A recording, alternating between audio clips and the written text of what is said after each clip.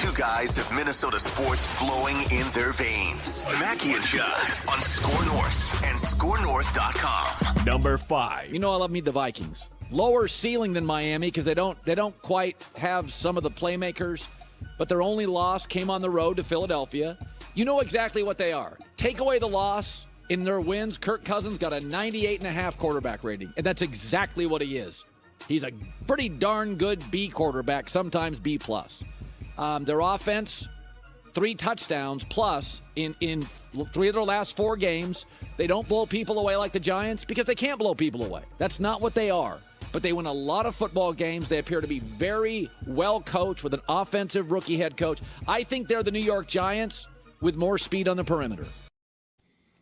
Wow, the national love, the herd. He loves them. He's got him top. He validated our pigskin pecking order with his herd hierarchy.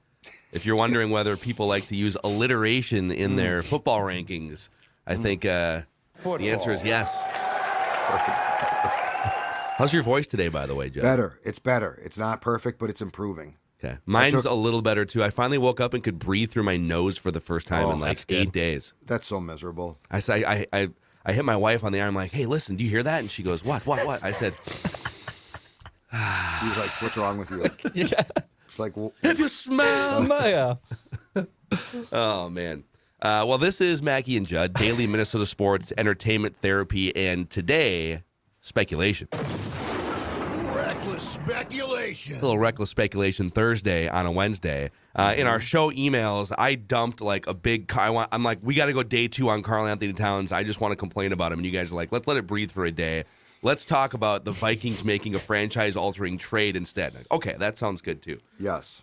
But if they lose again tonight, the Timberwolves... That's fine. The floor is yours. The gloves are off. And I'm Again, ready. 9-point favorites, too. Oh, God. I don't know what Same to do as with they that were on number. Monday night. 9-point favorites. I love Vegas stepping up and saying, Nah, this is a better team. Right. Not only are they going to win, they're going to win by 9+ points. Yes. But the NFL trade deadline is fast approaching here, and there's been some rumblings about the Vikings. I mean, there's been stuff going back to like the preseason with Ndamukong Suh on the free agent front. They could use a tight end. We've talked a little bit about wide receivers recently. So, Judd, the floor is yours. Where do you want to take us on this reckless speculation journey? I would Speculation. love to take us down the path of wide receivers. Because first of all, it sounds like that there have been internal discussions and that there would be an openness from Odell Beckham Jr., who we talked about last week, to come here and play. But he also, of course, likes Kansas City. He also, of course, likes Buffalo. And my understanding is the Rams still have his nameplate on his locker up in Los Angeles. So that's far from a done deal. The Vikings are cap-strapped. There are ways to make room, but I think he wants a multi-year contract. All of this is a long way of saying that getting Odell Beckham Jr. here is far more than just a, do you want to play for us? It's also a, do you want to play for us and can we pay you? Yes. And so that is not a given. So with as you just said, Phil, with the trade deadline approaching on Tuesday, I have 4 names and a proposed trade. How's that? Oh my God. Talk dirty. Reckless speculation. Talk dirty to us. Okay, the first name is a name that Doogie brought up with Declan on the bonus scoops on Tuesday. It's a name that's out there. This guy has played for multiple teams. He's 29, and most importantly, and this is the sticking point in a big way, last offseason he signed a 2-year extension for $39.6 million. That is Brandin Cooks of Houston. All right? Now, the next 3 names I'm about to throw at you become more expensive, but much more attractive because they are all on their rookie contract. Do you want to go through these names first and then opine? Yes. Okay. I want to give you the 3 names, and then I want to give you my potential trade. And my potential trade is just made up by me, just to be clear. So I'm going to give you 3 names. So some of this is based in the availability of wide receivers and the interest in the Vikings is a little bit of it's more than just reckless speculation. Yes, it's informed speculation. And the 4 names, starting with Brandin Cooks, that I'm going to give you are players who are definitely being, in some way, shape, or form, shopped or are available, okay? The first name is 24-year-old Steelers wide receiver Chase Claypool, a second-round pick in 2020. I have more comments, but for now, and I will hold that for later. And by the way, as I go through these final 3 names, all of them are from the Justin Jefferson 2020 draft class. All right? The next name, a second-round pick from that draft, a vertical threat for the sinking Denver Broncos, KJ Hamler. And the third name, a man taken before Justin Jefferson. Now, I have not heard any steam that the Vikings have made calls, but nonetheless, it sounds like he is available for the right price. It would not be cheap. The 15th pick from that draft, Jerry Jeudy. They should just get all of the guys that would just have 5 guys. They got Rager already. Everyone that was drafted before Justin Jefferson. Whoever you want, you take them. We just want the 2020. It's like we need the complete set. So the Jerry Jeudy thing, that is mind-boggling to me because it's hard to wrap your head around the Broncos as sellers. Because a month ago it was all right. You got. Is it Cortland Sutton, and then you've got Jerry Jeudy, and those are going to be the guys that are going to be catching 75-plus passes from Russ this season. Yeah. But the way that this is shaped up, and now that he's sidelined with an injury or whatever, like they're in the AFC and that division, they're pretty much out of it. And their coach is awful. Like there's a lot of there, and I think the thing that throws a curveball into the whole Broncos thing is the new ownership group brings up questions about. Where's their mind? Yeah. Like, are they going to put up with this coach? And as much as they're paying him, what does the future hold for Russ? I mean, Russ has been awful so far. So the three names of that draft class, Claypool, Jeudy, and KJ Hamler. Let me give you my proposed trade. And then I want you guys to react to this. Because this wouldn't come cheap. But it's definitely financially doable. Would you call the Broncos? Because I would. My proposed trade is this. A 3rd and 5th in the 2023 draft for Jeudy. And I'd be willing to go. I'd start with that, and I'd be willing to potentially go up to a 2nd. Wow. Because now I can stretch the field. Idea. Now I can stretch the field. I can't right now. Idea. Just quickly keep this in mind. And I know a lot of you out there are looking at me right now and saying, Sports Dad, Adam Thielen, he's from here. He's been incredible. What are you doing? The Vikings are making it crystal clear because they definitely are sniffing around this position. They need a if nothing else, a Robin to Jefferson's Batman. Yeah. And Thielen can't run anymore. Not well enough to stretch the field, and they don't trust Osborne. So that appears to be a non-starter too. We're talking about Jeudy and Jefferson causing nightmares for opposing defenses. This is so fascinating. I think the KJ Osborne aspect of this all is the most unknown, or maybe it's not anymore. But we kind of thought, all right, whenever Thielen takes a step back, Osborne's going to just take a step forward. But there was a reason why Osborne wasn't a highly touted, first-round draft pick. That there were some flaws in his game coming out of college. Maybe he's just a number 3, number 4. Maybe KJ Osborne is just meant to be a good, solid depth wide receiver that, in a good year could pop up and go for 500 or 700 yards. But I'm with you. I think they need someone on this team that, if given the volume of targets, could be another 1,000-yard type receiver. They don't really have another guy on their team unless you think Thielen is just, like Boone was saying the other day on Trenches, that he actually sees Thielen flashing open a lot more than he's being thrown to, so maybe there is some more meat on the bone there. But I don't know that Thielen is this explosive top 15 wide receiver anymore, even if he's, if there's some targets being missed. So, yeah, the Vikings don't have a lot of salary cap flexibility in the next couple of years, but it's like Judy's up for an extension. Mm-hmm. Obviously, Jefferson's up for an extension. Mm-hmm. Claypool is up for an extension. So these guys don't make a lot of money right now. Yes. But you'd have to figure, okay, you would essentially trade for Jerry Jeudy. And I actually like me some Chase Claypool. I think Judy's the better receiver, but Claypool, in terms of just like a threat down the field, they're not using him that way in Pittsburgh this year. Mm-hmm. Claypool was one of the 20 most targeted deep threat receivers in the NFL last year with old Ben Roethlisberger, who still threw a pretty decent deep ball at the end, but it was mostly checkdowns. So think about it. They've had 39-year-old Ben Roethlisberger, arm hanging by a thread, and now this high school offense they're running with Mitch Trubisky and Kenny Pickett. So I think Claypool, if given the chance with just a more calculus level offense and a quarterback that can throw a beautiful, strong deep ball. Yes. The Packers are rumored for Claypool as well. So you could actually cut them off at the pass. So I love these ideas. So you're saying, let's say it's Jerry Jeudy. Yeah. 'Cause I think he checks a lot of the same boxes. Yes. You're saying a third and a fifth in next year's draft? That's what I'm offering. Yeah, I'm doing it, man. That's what I'm offering. And I'm doing it. So I'm trying to think like they potentially would as well. So they decided we're not going to tear the house down because we feel that we have enough components to be competitive. And so far, 6 games in, they have turned out to be right. Now, let's extrapolate that out to, as we watch the season play out, the conference, I think, is weaker than anyone thought.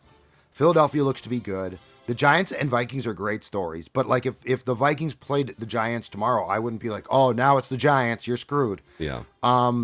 You are being presented, I mean, for just a second, forget next year or 2 years from now, you are presented with an opportunity if you make the right moves, because this team is flawed and this team needs some help. If you get some of that help, you could position yourselves to make a run I sure as hell didn't expect. So just short term, from the guy who always wants to tear it down, just short term here, I think you've got to at least be considering the opportunity to go for it.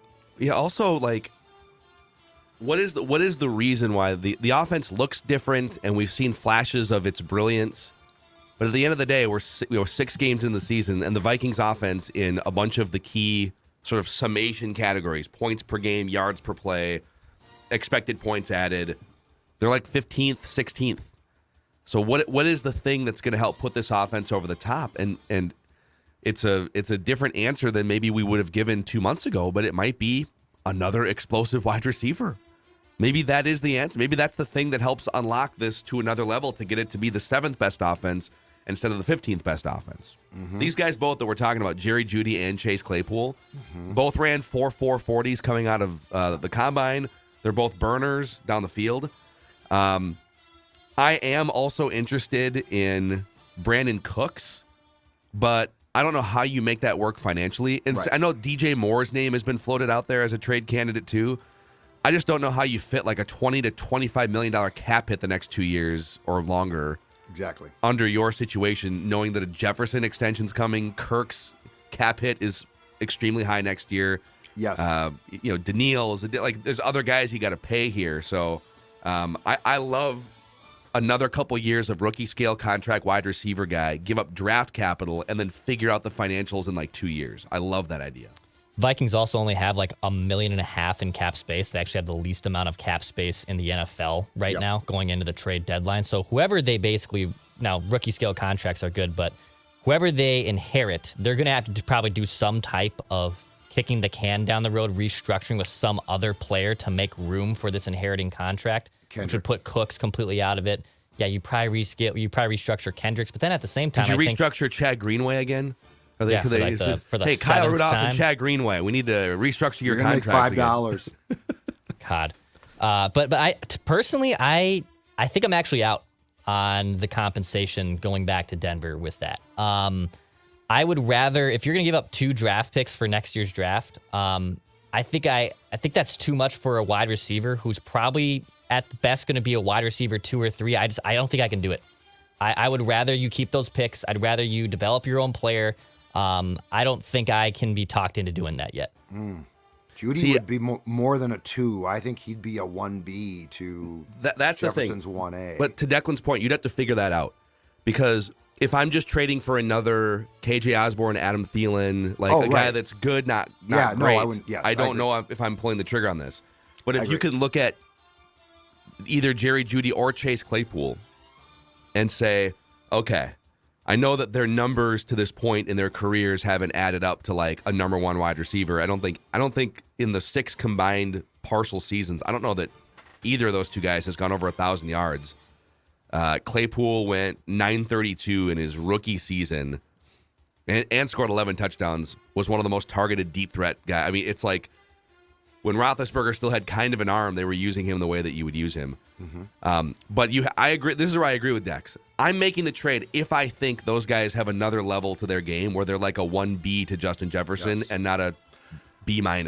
So I think the question, especially with a guy like Jeudy, is has he also been suppressed by coaching and play calling? And definitely coaching this year. Yeah, exactly. And probably with defensive Vic Fangio last year, right? Yep. Yeah. And if you trust KOC to do right by him, and now defenses have to be centered on him and Jefferson, the more I watch this league, and especially this conference, I see an opportunity that feels pretty damn rare. In fact, it's the same opportunity that I once saw in the Big Ten West when the Gophers were playing well, which is you got a lot of teams. Did you just pivot this into a Gophers on rant? your schedule. I'm just saying there are certain years where you look around and you're like, oh my goodness, our team's flawed, but we fit right in. It's not like there's 4 teams and it's like we're not going to get past them. San Francisco at their best, or potentially like the Rams. There's a lot of teams where you potentially, in some ways, lucked yourself into being in a situation where if you make a right move or two, you can suddenly at least begin to pull away more towards Philadelphia. That's what I find intriguing, and that's why I think at this point I would be willing to make a trade that would probably cost me a couple of draft picks if I can get the right guy. Because yes, I am not trading for a guy. I'm trading for a guy that I think can be very good. So here's my sort of final take on your trade proposal. I think I would rather do it for Chase Claypool. I think he's shown more upside. He has already shown you, like, here's what I can be as a deep threat 2 years ago as a rookie. He already scored the touchdowns. He already put up the yardage. The other thing with Jerry Jeudy that's still kind of, there was a couple years ago, and I just looked this up. I remember him having a huge case of the drops. And people have ripped Claypool for dropping some passes too, but Jerry Jeudy in his rookie year, and he's cleaned it up a little bit. His rookie year, he dropped 1 in every 5 targets. He literally dropped, in terms of catchable passes, he dropped 19% of catchable targets. Worst in the NFL. That rate dropped to 5% in a partial season last year, but it's back up to 14% this year. So Jerry Jeudy is the one between the two of them that has a little bit of a case of the dropsies. So I like where you're going. If Kevin O'Connell, I would trust his eye, and Wade Phillips' kid.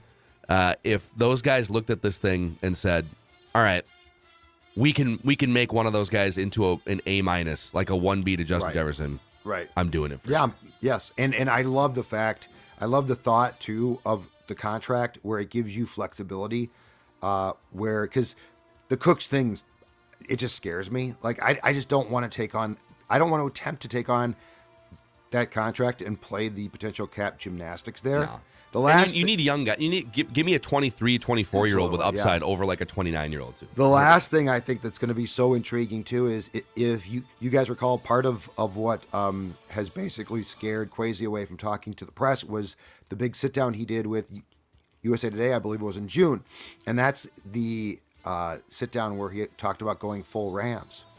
I wonder what KOC, who saw it work with the Rams, and I'm not suggesting it's a great idea. How about can we go partial Rams? Yeah, exactly. Do you go partial Rams? How about like half Rams? Partial Rams, which by the way, one-third Rams. Which, by the way, if you're not aware, I did my last column for Vikings Wire on that very thing, so check it out.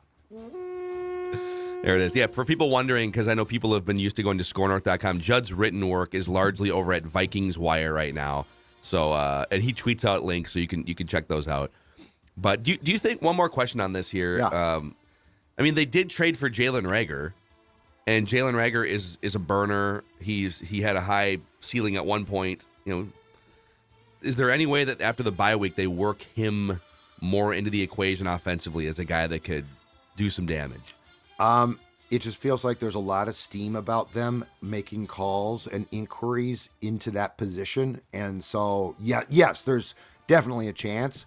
But I think that we would not be hearing so much about the Vikings sniffing around for that position in particular if they thought that he could be the 1B to Jefferson's 1A. I'm just pretty sure they've probably decided, and it's not his fault though, that Thielen has slowed down enough that he just can't be like a complimentary deep threat. He's still a threat. He's just not a complimentary deep threat. And deep threat is the key here. Like they've got guys that can catch passes underneath, and that's probably the thing that hurts Jalen Reagor in addition to just like general underachievement.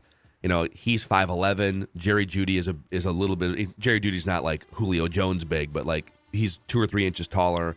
And Jalen Reagor in 2020 and 21 with the Eagles, when he was actually used offensively, he hasn't been used offensively earlier this year. He caught only 4 of 25 deep targets. Okay. Now, is some of that a Jalen Hurts accuracy issue in 2020-21? Right. Maybe. But 4 of 25 when targeting Jalen Reagor on deep passes is one of the worst percentages you're going to find in the NFL. And those are passes that travel 20 yards or more in the air. So maybe he's already kind of shown if he's going to have value in the league, it's going to be more as like a short yardage guy or jet sweeps out of the backfield, punt returns, things like that. So right. I know people have been asking, could Jalen Reagor play a bigger role? He could, but I don't know that he's the deep threat that they're looking for at this point. Absolutely. So, wow, Judd. That's my just reckless putting speculation. some reckless for this speculation one. in our coffee this one. By the way, Chase Claypool, on the other hand, my guy, is absolutely one of the biggest receivers in the NFL. And he's like 6'3", 6'4". I'm not debating. That's fine. I just think that if you're going to do it right. Let's do it. Would you trade a first round pick for any of the if there was a bidding war? You'd have to. I don't think you'd have to. I think a second or third and something else as a sweetener would probably do it. Receivers, it's kind of funny how the NFL has flipped a little bit. Not that receivers weren't super valuable 15, 20 years ago, but I think there was more of if you have a great quarterback, you can just kind of plug guys in, right? Yes, you can just go 100%. Find a Wes Welker or Javon Walker or whoever the hell, Greg Jennings. You'll just kind of find guys.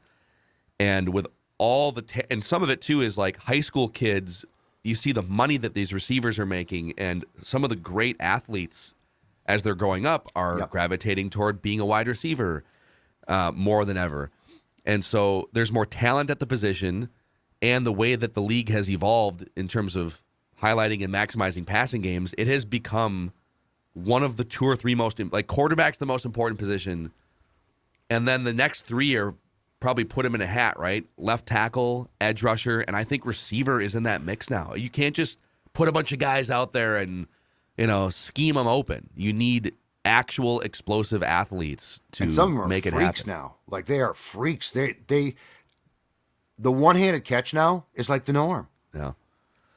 OBJ kind of started. He made that on social media like 8 years ago. He did. I feel like Moss sort of started the trend, but it didn't take off completely. And I think he was the first guy that I recall where there would just be a litany of highlights of these just asinine, just crazy catches. Yeah.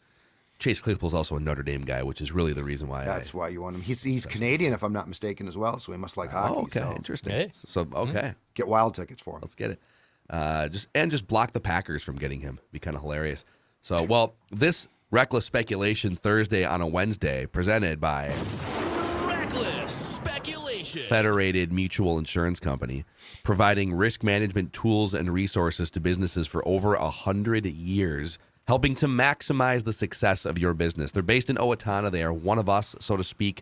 And even if you don't live in Minnesota, your business is somewhere else, you can still find a marketing representative to help you somewhere else around the country on federatedinsurance.com, where it's our business to protect yours. We got Write That Down predictions on both Mackie and Judd and on Purple Daily today on this Wednesday, so stick with us.